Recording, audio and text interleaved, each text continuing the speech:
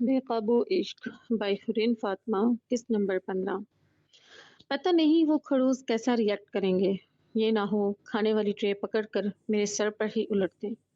وہ کھانا اوپر لے جاتے ہوئے اس کے ریئیکشن کے بارے میں سوچ کر ڈرنے لگی۔ بھوک میں تو ویسے ہی انسان کا دماغ گھوم جاتا ہے، کہیں وہ گھما کر میرا گلا ہی نہ دبا دیں۔ وہ دروازے کے باہر رک کر سوچنے لگی، ریلیکس اریبہ، تم بہت بریو ہو، تم تھوڑی نہ ڈرتی ہو اس جلاد خڑوس سے۔ اگر وہ تمہیں مارنے لگے تو زور زور سے چلانا شروع کر دینا، پھر تمہاری چیخیں سن کر ہدا اور معاویہ بھی بھاگ آئیں گے اور تم بچ جاؤ گی۔ واو اریبہ، یار کیا دماغ پایا ہے تم نے، کتنے اچھے اچھے آئیڈیاز آتے ہیں تمہارے اس انٹیلیجنٹ دماغ میں۔ وہ خود ہی پلان بنا کر خود کو داد دینے لگی، پھر اللہ کا نام لے کر روم کا دروازہ اوپن کر کے روم میں داخل ہوئی۔ سنیے جی، آپ سو گئے ہیں کیا؟ میں آپ کے لیے کھانا لے کر آئی ہوں۔ اسے بازو آنکھوں پر رکھے بیڈ پر لیٹے دیکھ کر پیار سے بولی، شاید ایسے ہی اس کی جان بچ جائے۔ کیوں آئی ہو یہاں؟ ہنوز ویسے ہی لیٹے جواب دیا گیا، وہ آپ نے کھانا نہیں کھایا تو میں سوچا آپ کے لیے کھانا لے جاؤں، نہ جانے کب سے بھوکے ہوں گے، کچھ کھایا بھی ہوگا یا نہیں۔ وہ اب اپنی جان بچانے کے لیے مسکے لگانے سے باز نہ آئی۔ میرے لیے کھانا لے کر آئی ہو تو ادھر لا کے رکھ دو، وہاں کھڑی کیا کر رہی ہو اتنی دور سے؟ تو میں کھانے سے رہا۔ وہ آنکھوں سے بازو ہٹا کے اٹھ کے بیٹھے اسے دور کھڑے دیکھ کے بولا، وہ یزدان جی، میں نے تو بس چھوٹا سا مذاق کیا تھا، مجھے کیا پتا تھا آپ کو برا لگ جائے گا اور آپ سیریس لے لیں گے۔ وہ چہرے پر معصومیت سجائے اس کے پاس جا کر بولی۔ اس کے چہرے پر طاری معصومیت اور اس کے اتنے پیار سے بلانے پر یزدان اش اش کر اٹھا۔ وہ اچھی طرح جانتا تھا اریبہ یہ صرف اور صرف اپنی جان کی خلاصی کے لیے کر رہی ہے، اور یزدان کا ارادہ بالکل بھی اسے بخشنے کا نہیں تھا۔ لیکن جو میرے منہ کا ٹیسٹ خراب ہوا ہے اس کا کیا؟ ہنوز سجیدگی سے پوچھا، کیا آپ یہ ٹیسٹی ٹیسٹی کھیر کھائیں، اس سے آپ کے چہرے کا ٹیسٹ ٹھیک ہو جائے گا۔ اس نے باقی کی ٹرے سائڈ دراز پر رکھتے ہوئے کھیر کا باؤل اٹھا کر اس کی طرف بڑھایا، جسے وہ پکڑ کر سائڈ پر رکھ چکا تھا۔ نہیں، اب اس کھیر سے میرے منہ کا ٹیسٹ ٹھیک نہیں ہوگا، جس نے میرے منہ کا ٹیسٹ خراب کیا ہے وہی میرے منہ کا ٹیسٹ ٹھیک کرے گی۔ یزدان نے اسے بازو سے پکڑ کر کھینچا، جو اس کے کھینچنے کی وجہ سے سیدھا اس کی گود میں آ کر گری۔ آپ پھر ان چھچوری حرکتوں پر اتر آئے ہیں؟ وہ اسے خود کے قریب آتا دیکھ اس کے منہ پر ہاتھ رکھتے ہوئے بولی۔ وہ اس کی گرفت ڈھیلی پڑتے ہی جلدی سے اس کی گود سے اٹھ کر کھڑی ہوئی۔ جب تک تم اپنی شرارتوں سے باز نہیں آؤ گی، میں بھی اپنی چھچوری حرکتوں سے باز نہیں آؤں گا۔ وہ بھی اس کے مقابل کھڑے ہوتے ہوئے بولا، دیکھیں، شرارت اور چھچورے پن میں بہت فرق ہوتا ہے۔ آپ بھی شرارتیں کر لیا کریں لیکن یہ چھچوری حرکتیں نہ کیا کریں۔ وہ اس سے 2 قدم کا فاصلہ بڑھاتے ہوئے بولی، نہیں سویٹی، ایسے گزارا نہیں ہوگا۔ اگر دونوں ہی شرارتی بن گئے تو ایک شرارتی اور ایک چھچورا ٹھیک ہے۔ وہ اسے ایک آنکھ ونک کرتے ایک ہی جسٹ میں اس تک پہنچا تھا۔ وہ اسے کمر سے تھامے اپنی طرف کھینچ چکا تھا۔ ایسے کیسے نہیں ہوگا، گزارا ہو جائے گا۔ جب دونوں میاں بیوی شرارتی ہوں گے تو مل کے لوگوں کا جینا حرام کریں گے۔ اس نے ایک بار پھر سے اسے منانا چاہا۔ اس کا زوم بھنی انداز دیکھ کر اس کی ریڑھ کی ہڈی میں سنسناہٹ دوڑ گئی۔ وہ میں باہر دیکھ کر آتی ہوں۔ وہ ایک بار پھر اس کی گرفت سے نکلتے ہوئے بولی۔ ہدا اور معاویہ کو کسی چیز کی ضرورت تو نہیں، اس نے بچنے کے لیے بہانہ بنایا۔ سویٹی، اس وقت کسی کو بھی تمہاری ضرورت نہیں ہے، ہاں اگر ہے تو صرف تمہارے شوہر کو، اس لیے اب چپ چاپ کھڑی رہو اور بہانے بنانے بند کرو۔ جو میرے منہ کا ٹیسٹ خراب کیا ہے اسے ٹھیک کرو۔ تم نے ہی میرے منہ کا ٹیسٹ خراب کیا ہے تو اب تم ہی میرے منہ کا ٹیسٹ ٹھیک کرو گی۔ وہ چہرے پر مسکراہٹ سجائے اسے کمر سے تھام کر اپنی طرف کھینچ چکا تھا۔ یہ کیا کر رہے ہیں آپ؟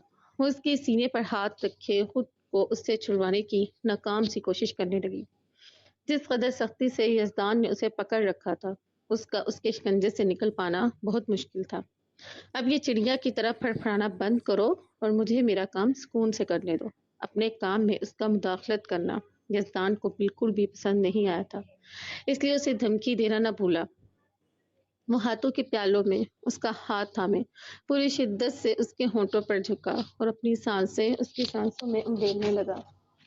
دیکھیں، اب جانے دیں مجھے، میں تو کڑوی باتیں کرتی ہوں نا، تو پھر میں کیسے آپ کے منہ کا ٹیسٹ ٹھیک کر سکتی ہوں؟ بلکہ میری وجہ سے آپ کے منہ کا ٹیسٹ اور بھی زیادہ خراب ہو جائے گا۔ وہ ایک بار پھر سے بچنے کی ناکام سی کوشش کرنے لگی۔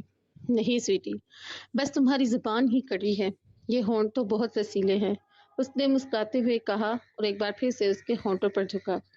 وہ یوں ہی اس کے ہونٹوں کو قید میں لیے اسے پکڑ کر بیڈ تک لایا تھا، پھر اس کے ہونٹوں کو آزادی بخشتے اسے گود میں اٹھا کر بیڈ پر لٹایا۔ وہ کمرے کا دروازہ لاک کرتے واپس بیڈ کی طرف آیا، پھر اپنی شرٹ اتار کر دور اچھالتا اس کے اوپر جھکا۔ وہ اس کی گردن پر اپنی داڑھی رگڑنے لگا۔ یہ کیا بدتمیزی ہے یزدان، وہ اسے ایک بار پھر بہکتا دیکھ کے چلائی تھی، لیکن دوسری طرف موجود یزدان نے اس کے چلانے کا بالکل بھی اثر نہیں لینا، بلکہ اپنے کام میں مگن رہا۔ وہ اس کی مزاحمتوں اور چلانے کو اگنور کیے، اسے خود میں قید کیے، اس پر اپنی محبت کی چھاپ چھوڑنے لگا۔ کھلا دیا بھائی کو کھانا؟ اسے نیچے آتا دیکھ لاؤنج میں بیٹھی ٹی وی دیکھتی ہدا نے پوچھا۔ جیسے ہی یزدان نے اسے آزادی بخشی تھی، وہ جلدی سے فریش ہو کر نیچے بھاگی تھی۔ اب اسے یزدان کے ساتھ ایک ہی کمرے میں کسی خطرے سے خالی نہیں لگتا تھا۔ کھا لیا، بہت اچھے سے کھایا ہے، اس نے دانت پیستے ہوئے جواب دیا، جیسے ابھی یزدان اس کے دانتوں کے نیچے آ جائے گا اور وہ اسے کچا چبا جائے گی۔ دیٹس گڈ، اب آگے کا کیا پلان ہے؟ ہدا نے اسے خاموش بیٹھے دیکھ کر پوچھا۔ میرا اب آگے کا کیا پلان ہوگا؟ میرا تو بیاہ ہو گیا ہے، اب تم کنواری ہو، تم کرو آگے کی پلاننگ، تمہیں کیسا شوہر چاہیے؟ وہ شرارت سے بولی تو ہدا نے اسے گھورا۔ ہاں بھائی، کون سی پلاننگ کی بات ہو رہی ہے؟ اسمت نے لاؤنج میں آتے ان کے پلاننگ کا لفظ سن لیا تھا، اس لیے پوچھنے لگا، آپ کو سب کچھ بتانا ضروری تو نہیں؟ ہنوز ٹی وی پر نظریں جمائے جواب دیا گیا۔ تم سب سے پیار سے بات کرتی ہو تو پھر مجھ سے کیوں ٹیڑھے منہ بات کرتی ہو؟ اسفند نے اس سے وجہ دریافت کی۔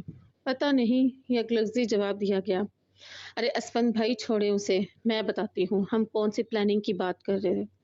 اریبا ان دونوں کی بحث کے درمیان میں بولی۔ بتاؤ۔ وہ ہدا کو اگنور کیے اریبا کی طرف متوجہ ہوا۔ یزدان اور معاویہ بھی ان کے پاس آ کر بیٹھ چکے تھے۔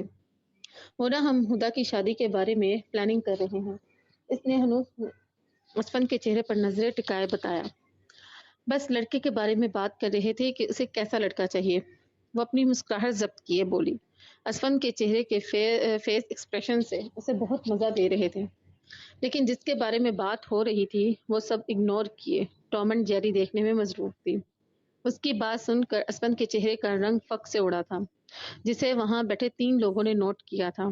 ماشاء اللہ سے اب ہدا بڑی ہو گئی ہے، اس کا کالج بھی ختم ہونے والا ہے، تو ہم نے سوچا کیوں نہ ہدا کی شادی کر دی جائے۔ لیکن بھابھی ابھی وہ چھوٹی ہے، اس کا کالج بھی ختم نہیں ہوا، اتنی بھی کیا جلدی ہے؟ وہ جلدی سے خود کو کمپوز کرتے ہوئے بولا۔ ارے کوئی چھوٹی نہیں ہے، ماشاء اللہ سے 18 کی ہو گئی ہے، اور یہی عمر ہوتی ہے لڑکیوں کی شادی کرنے کی۔ لیکن بھابھی، شادی کے لیے ایک عدد لڑکے کا ہونا بھی ضروری ہے، آج کل کہاں اتنی جلدی اچھے رشتے ملتے ہیں، اور ویسے بھی آپ اتنی جلدی اچھا لڑکا کیسے ڈھونڈیں گی؟ اس نے ایک بار پھر سے اسے سمجھانا چاہا۔ اور تم لڑکے کی ٹینشن نہ لو، وہ میری نظر میں ہے ایک، اور بس بات چلانے کی دیر ہے، وہ لوگ جھٹ سے مان جائیں گے۔ اور سب سے بڑی خوشی کی بات تو یہ ہے کہ اگر ہم اسے گھر جمائی بننے کا کہیں گے تو وہ بن بھی جائے گا، اور ہماری ہدا شادی کے بعد اسی گھر میں رہ جائے گی۔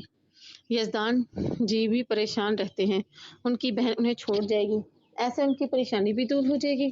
وہ بتا تو ایسے رہی تھی جیسے یزدان نے اسے اپنی ساری پریشانیوں کے بارے میں بتا رکھا ہو۔ جیسے جیسے ریبا اسے بتا رہی تھی، اسے اپنا دل مٹھی میں جگڑتا ہوا محسوس ہو رہا تھا۔